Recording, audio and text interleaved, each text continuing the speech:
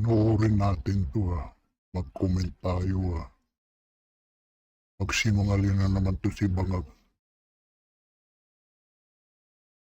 Mahal kong kababayan, ako'y nais magbigay Mahal kong kababayan, kailan ka minahal ng mga kababayan? Bangag ka, puro kurakot yung mga gobyerno mo hanggang ngayon wala pang nakukulong. Huwag kang magsalita ng mahal kong mga kababayan, Bangag. Hanggang ngayon wala pang nahuhuli, wala pang nakakasuhan. Bangag ka talaga. ng isang statement tungkol sa mga pangyayari sa Senado ngayong gabing ito. Mga 2 oras kalahati ko na minomonitor ang sitwasyon. At nung una kong nabalitaan na naputukan, ay ang una kong tinawagan ay si Sec. John Vic Remulla ng DILG. At tinanong ko, magpa-report ka sa mga pulis na nandun na kung may nangyari, kung meron silang ginawa. At tapos ang sunod na tawag ko naman ay sa NBI. At tinanong ko sa mga NBI at kay Director Matibag, kayo ba ay pumasok sa Senado? Sabi niya, wala kang instruction. Ang sabi sa akin, wala kang instruction, sir. Kaya ba't namin gagawin yun?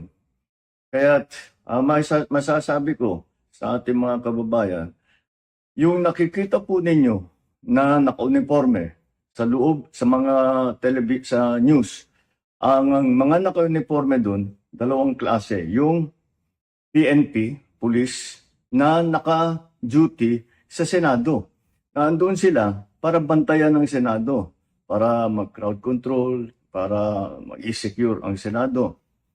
Yung isa pang may hawak na naka-uniforme ay yung Marines, may Marine Detachment na nandun talaga sa Senado, tiga dun sila. Ang pagtrabaho din nila is secure ang Senado at magbigay ng yung nakikita ninyong honor guard.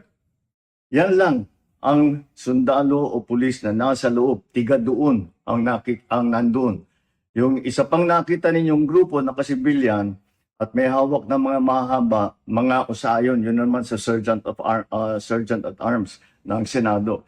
So lahat ng nakikita ninyong naka-uniforme o naka-armado ay nandun, ay tiga doon. Nandun sila talaga, doon sila nagjo-duty. At isa pa ay nais kong maibida sa inyong lahat, wala pong instruction kahit na kanino na hulihin si Senator Bato. Sinungaling ka, hayop ka. Bakit may mga NBI doon para hulihin? Dumating pa nga si Trililing Bangag ka talaga. May dadalang ICC, warrant of arrest. Andun pa si Trililing. Tapos, Tuta Soto, pinayagan yung NBI pumasok sa Senado. Pumunta pa. Nag-standby pa nga raw daw sa sa opisina ni Tuta Soto. Pinakain pa nga raw Tapos sabihin mo, walang NBI, walang warrant of arrest. Nungaling kayo, hayop ang kupal ka. Ayusin mo yung pagbabalita mo, At ang nangyari, ang NBI, sinabihan ko nung lumabas yung resolution ng Supreme Court, mga 4:00 yung kaninang hapon, ay sinabi ko, umalis na kayo dyan. At nag-comply naman sila. Kaya nung kausap ko si Director Matibag, sabi niya walang NBI doon, nandito lahat kami sa opisina. Walang NBI. May bumalik pa nga yun, NBI. Pero sabi, driver ng NBI lang daw. Pero may baril. Hayop kang sinungaling kang hayop ka talaga. Inam talaga. At ayun po, ay dahil kong mapaalam na sa lahat ng ating Kabulol-bulol talaga, sinungaling ka. Kaya nagkabulol-bulol ka Sinungaling kang magsalita, bulol-bulol kang magsalita. mga kababayan, itong pangyayari na ito ay tayo maging kalma lang po. Nakausap ko na si Senate President Alan Cayetano at nag-agree kami. We agree that the thing to do now is to tell our people all to calm down. And we will get to the bottom of this. Alamin natin kung sino ang gumawa nitong gulo na ito. Investigasyon na naman. Walang mangyayari yan. Investigasyon na yung malitang-malitang basurang pera na dinala sa mga congressman na kontraktor. Wala nangyaring investigasyon. Yung ICI mo, ano nangyari? Sarado. Ano? Papunta na kasi sa Minsan mo tambalos-los. Pati kay Sandro Marcos na bilyong-bilyong alokabol. Pati sa'yo, papunta na. Kaya wala na yung ICI mo. Sinungaling ka, investigasyon. Kapogi lang, investigasyon lang yan. Huwag kaming lukoy. Huwag kami, Bangag. Ito ba ay talagang nagka-enkwentro lang o ito ba ay may kasama sa mga distab o nagsusimula ng gulo?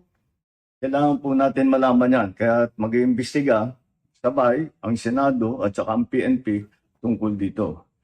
At masasabi ko lang at para hindi po mag-alala ang taong bayan, hindi po gobyerno ang gumawa nito. Hindi gobyerno ang gumawa nito. Ayop kang kupal ka, sinungaling kang bangag ka talaga.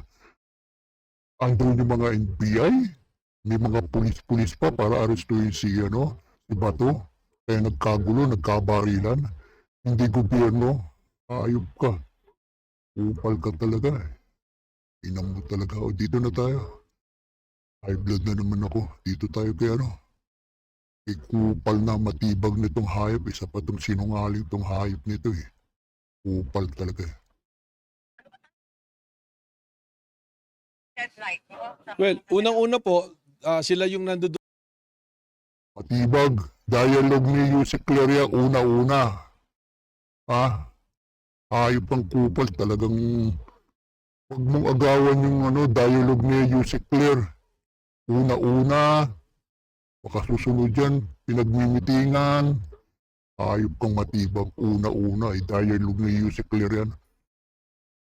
Lagi kong naririnig yan kay kupal na tigas ng mukhang Yusek Claire. Una-una sa lahat.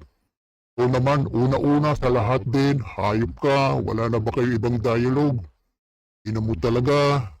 Doon sa Senado, palagay ko po, sila yung mas makakapagbigay ng linaw. Kasi po, nangyari dito, tinawagan ako na sabi, yung may mga NBI daw puro na pinapuputukan sila. Ang problema po niyan, wala naman po kami dineploy doon at wala namang utos na may aarestuhin po si Senator Bato. Katunayan, Sinungaling ka, Upal kang tigas ng mukha mong matibag. Ang sabi ni Tuta Soto, andun yung NBI, pinayagan pumasok sa Senado at meron silang huhuliin. Ayop kang sinungaling kang kupal ka talaga. Sabi ni Tuta Soto yan may NBI sa loob. Hayop kang kupal ka, walang NBI. nakiusap nga ako sa inyo pong reporters dyan, konsulta, napuntahan kami rito sa Sequoia Hotel dahil meron po kaming planning mula pa po kaninang umaga. At lahat po ng opisyal mula po sa akin, deputy directors, mga assistant directors, mga unit heads, regional directors ng buong Pilipinas, nandito po kami for a 3-day workshop and planning dito po sa Sequoia. At Daming dahilan, kupal ka talaga. Dito naman tayo. Matibag na. Pakinggan mo si Alan Peter Cayetano. For a few days before that, no? So the way that they're saying that surrendered right away is she was allowed to exhaust remedy. Now, as Senator Pia, Senator Loren, Senator Aimee, and Mark Villar were in the room with me, it was the NBI director who said, pinayagan kami ni Senator Soto, alam niya. NBI director, pinayagan kami ni Tuta Soto. Pinayagan, hayop ka, matibag ka, kupal ka, sinungaling ka. Nga arestuhin namin. Kami ba? Aarestuhin namin. Hayop ka, kupal ka, matibag ka. Sinungaling kang hayop ka. Ayan o. Sabi ni ano o. Alan Cayetano. Hayop ka. Ba iikot sa loob at mapapasok ba namin lahat ng tao? So I corrected him. I Oo. said, Hindi kung ganun ang pinayagan man kayo, there may witnesses. I'm just Senate President. O, napaya si Tuta Soto. Sumisingit. Hayop ka, Tuta Soto. Bastos ka. Nagsasalita yung ano, Senate President. Hayop ka, kupal ka. So ang sinabi ko sa kanila, assuming pinayagan kayo ni Senator Soto, hindi naman siguro siya pumayag makipaghabulan kayo, di ba? So yun ang sinabi. And sabi namin, ang sagot nga niya, sir, nakita niyo nung umabot na sa loob ng session hall, hindi na naming hinabol.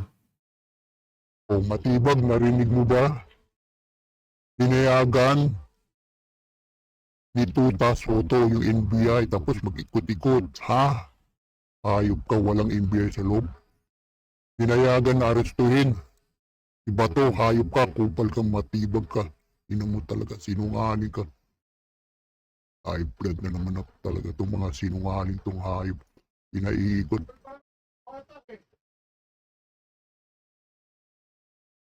Baboom!